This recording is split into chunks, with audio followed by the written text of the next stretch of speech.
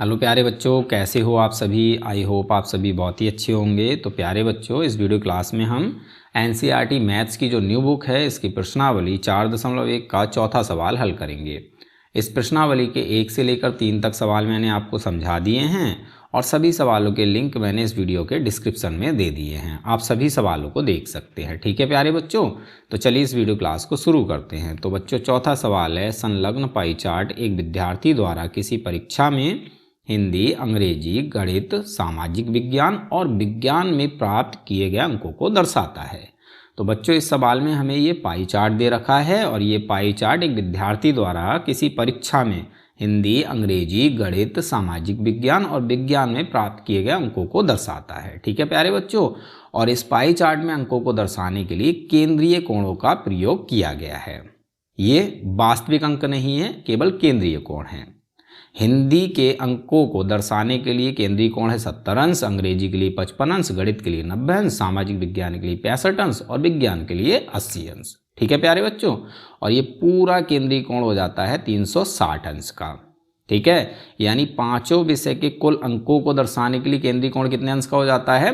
360 अंश का। आप जोड़कर देख लीजिए, 70 अंश प्लस 55 अंश प्लस 90 अंश प्लस 65 अंश और प्लस 80 अंश, टोटल कितना हो जाएगा? 360 अंश।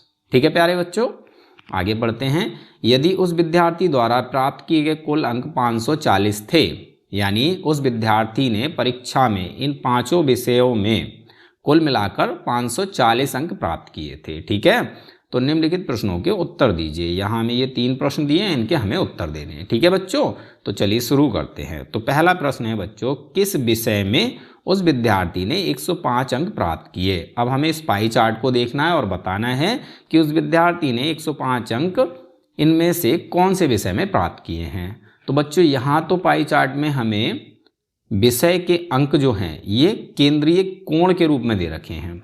ठीक है, और यहाँ हमसे बोला जा रहा है कि भाई 105 अंक कौन से विषय में हैं। तो हम इसका आंसर तब तक नहीं दे सकते हैं जब तक कि हमें ये पता ना हो कि 105 अंक के लिए इनमें से कौन सा केंद्रीय कोण है। ठीक है, तो हमें बच्चों क्या करना है, इस 105 अंक को केंद्रीय कोण के रूप में बदलना है। ठीक है, तो देखो कैसे बदलेंगे। देखो प्यारे बच्चों, हल में हमें लिखना है, फर्स्ट पार्ट का हल, 105 अंक का केंद्रीय कोण। तो हम 105 अंक को केंद्रीय कोण में बदलेंगे। ठीक है, तो यहाँ हमने लिख लिया 105। ठीक है, अब हमें ये पता है कुल अंक हैं 540, यानी उस विद्यार्थी ने परीक्षा में कुल कितने अंक प्राप्त किए थे? 540।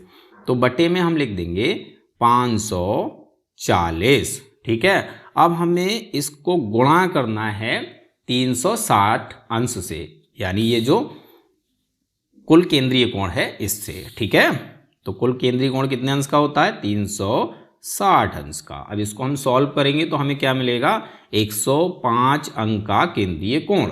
ठीक है, इसको सॉल्व करते हैं। देखो बच्चों, 0 से हम 0 को कैंसिल कर लेंगे। ठीक है, और फिर 18 के पहाड़े में 54 3 बार में आता है, 18 तियां 54। ठीक है, अब 18 से ही हमें 36 को कैंसिल करना है, तो 18 के पहाड़े में 36 आता है 2 बार में, 18 दूनी 36।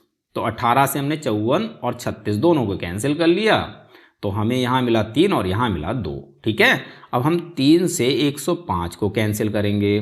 तो देखो बच्चों, 3 का भाग पहले 10 में देंगे, 3 तियां 9, 10 में से 9 जाएगा, 1 बचेगा, यहाँ लगाएंगे, ये हो जाएगा 15। अब 3 का भाग 15 में, 3 पंजे 15, तो 3 से 105 35 बार में कैंसिल हो जाता है। ठीक है, कैंसिल करने के बाद हमारे पास क्या बचा बच्चों? 35 गुणा 2 डिग्री। तो 35 गुणा 2 कितना होता है भाई? 35 दूनी होता है 70, और डिग्री है तो यहाँ आ जाएगा डिग्री। तो यहाँ हमें ये क्या मिला है बच्चों? 105 अंक का केंद्रीय कोण। 105 अंक का केंद्रीय कोण कितना है? 70 अंश का। अब अपने पाई चार्ट में देखो भाई, 70 अंश का केंद्रीय कोण है ये, और ये केंद्रीय कोण है हिंदी के लिए। तो हम यहाँ ये कह सकते हैं कि उस विद्यार्थी ने 105 अंक हिंदी में प्राप्त किए। ठीक है, तो यहाँ हम अपना आंसर लिख देते हैं। उस विद्यार्थी ने हिंदी, जिसका केंद्रीय कोण है 70 अंश, ठीक है, तो हिंदी में 105 अंक प्राप्त किए। ये हो गया फर्स्ट पार्ट का आंसर। ठीक है प्यारे बच्चों, तो उम्मीद है ये पार्ट आपको समझ में आ गया होगा, यानी ये सवाल आपको समझ में आ गया होगा। अब हम बात करते हैं भाई सेकंड पार्ट की। तो बच्चों सेकंड पार्ट में देखो हमसे क्या बोला है, हमसे बोला है उस विद्यार्थी ने गणित में हिंदी से कितने अधिक अंक प्राप्त किए। तो बच्चों इसके लिए हमें क्या करना है, हमें गणित के अंक निकालने हैं और हिंदी के अंक निकालने हैं। हमें दोनों के अंक जब मिल जाएंगे तो हम बहुत आसानी से ये बता पाएंगे कि भाई गणित में हिंदी से कितने अधिक अंक प्राप्त किए हैं। ठीक है, तो हमें क्या करना है बच्चों, गणित और हिंदी के अंक निकालने हैं। तो देखो बच्चों सेकंड पार्ट के लिए हमें क्या करना है, हिंदी और गणित के अंक निकालने हैं। तो अभी अभी हमें हिंदी के अंक तो मिल गए भाई 105। ठीक है, तो यहाँ हम लिख लेते हैं हिंदी में प्राप्त अंक। हिंदी में प्राप्त अंक यानी उस विद्यार्थी के हिंदी में कितने अंक आए हैं भाई, हिंदी में आए हैं 105 अंक। ठीक है, अब हमें गणित के अंक निकालने हैं। तो यहाँ हम लिखेंगे गणित में प्राप्त किए अंक। अब गणित में प्राप्त किए अंक हम कैसे निकालेंगे, हमें पता है गणित का केंद्रीय कोण है 90 अंश का और कुल केंद्रीय कोण है 360 अंश का। तो गणित वाले केंद्रीय कोण को ऊपर लिखेंगे और कुल केंद्रीय कोण को हम लिखेंगे बटे में। ठीक है, और फिर इसको हम गुणा कर देंगे कुल प्राप्त किए गए अंकों से। तो कुल प्राप्त अंक हैं 540। ठीक है, अब इसको हम कैंसिल करेंगे तो हमें गणित में प्राप्त किए गए अंक मिल जाएंगे। तो देखो बच्चों डिग्री से डिग्री कैंसिल हो गया और 0 से 0 कैंसिल हो गया, 9 से 9 एकम 9, 9 चौक 36। ठीक है, फिर 4 से 540 को कैंसिल करेंगे, 4 का भाग 5 में एक बार जाएगा, 1 बचेगा, 14 हो जाएगा। अब 4 का भाग 14 में देना है, 3 बार जाएगा, 4 3 12, 14 में से 12 जाएगा, 2 बचेगा तो ये हो जाएगा 20। फिर 4 का भाग 20 में कितनी बार जाएगा, 5 बार। ठीक है, तो कैंसिल करने के बाद क्या बचा, 1 गुणा 135। तो 1 गुणा 135 बच्चों कितना होता है भाई, 135 एकम 135। तो हमें गणित में प्राप्त किए गए अंक मिल गए, कितने हैं, 135। ठीक है, अब सवाल हमारा क्या है बच्चों, सवाल है कि उस विद्यार्थी ने गणित में हिंदी से कितने अधिक अंक प्राप्त किए। तो ये रहे गणित के अंक और ये रहे हिंदी के अंक। हमें क्या करना है, गणित के अंकों में से हिंदी के अंकों को घटा देना है। तो हमें ये मिल जाएगा कि भाई उस विद्यार्थी ने गणित में हिंदी से कितने अधिक अंक प्राप्त किए।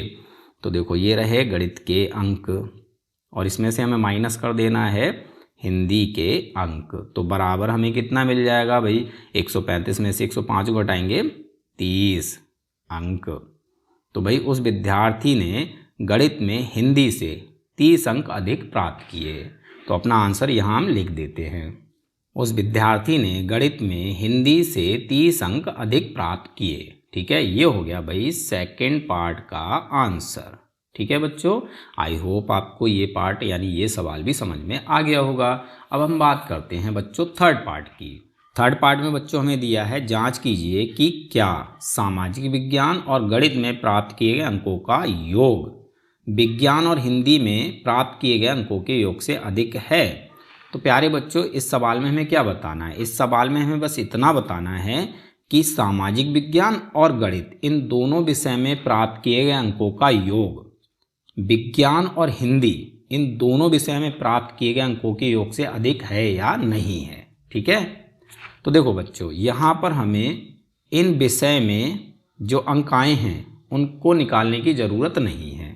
हम बिना अंकों को निकाले ही ये बता सकते हैं कि सामाजिक विज्ञान और गणित में प्राप्त किए गए अंकों का योग विज्ञान और हिंदी में प्राप्त किए गए अंकों के योग से अधिक है या नहीं है। इसके लिए बच्चों हमें क्या करना है, बस अपने इस पाई चार्ट को देखना है। ठीक है, जो केंद्रीय कोण सबसे बड़ा है इसका मतलब है भाई उसमें सबसे ज़्यादा नंबर हैं। ठीक है, तो यहाँ पर देखो हमें क्या करना है बच्चों, हमें केवल सामाजिक विज्ञान और गणित इन दोनों विषय के केंद्रीय कोणों का योग देख लेना है।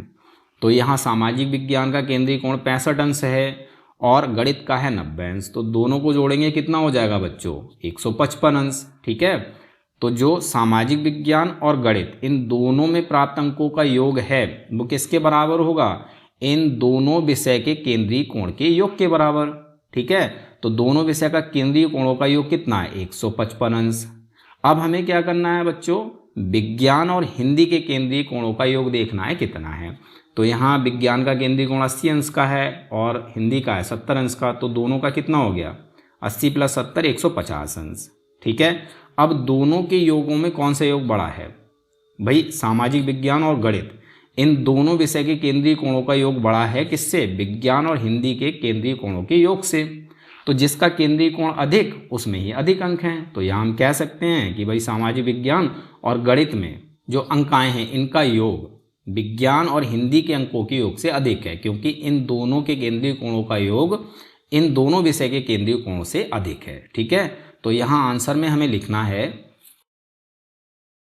हाँ, क्योंकि सामाजिक विज्ञान और गणित के केंद्रीय कोणों का योग विज्ञान और हिंदी के केंद्रीय कोणों के योग से अधिक है।